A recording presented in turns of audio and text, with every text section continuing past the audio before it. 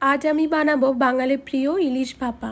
প্রথমে নিয়ে নিয়েছি একটা হাফ নারকেল। নারকেলের ব্রাউন শক্ত অংশটাকে বাদ দিয়ে নারকেলটাকে ছোট ছোট করে কেটে নিয়েছি। তারপর একটা মিক্সিং জারে 2 চামচ সর্ষে, নারকেল টুকরো, কাঁচা লঙ্কা দিয়ে একটা স্মুথ পেস্ট বানিয়ে নিয়েছি।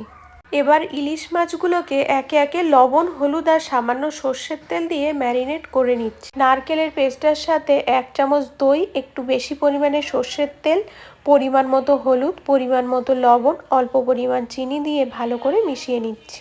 একটা প্রেসার কুকারে 500 ml মতো জল গরম বসালাম। রান্নাটা কোনো বড় কড়াই বা হাঁড়ির মধ্যেও করা যায়। আমার এটা সুবিধা মনে হলো তাই এটাতে করছি, তবে আমি প্রেসার কুকারের সিটিটা খুলে নিয়েছি।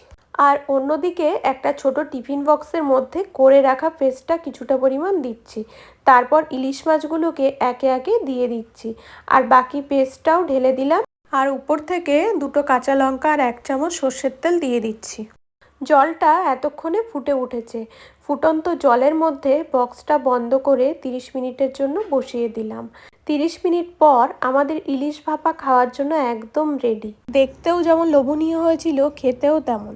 বাঙালিদের মধ্যে এমন খুব কম মানুষই আছে যাদের ইলিশ মাছ অপছন্দের।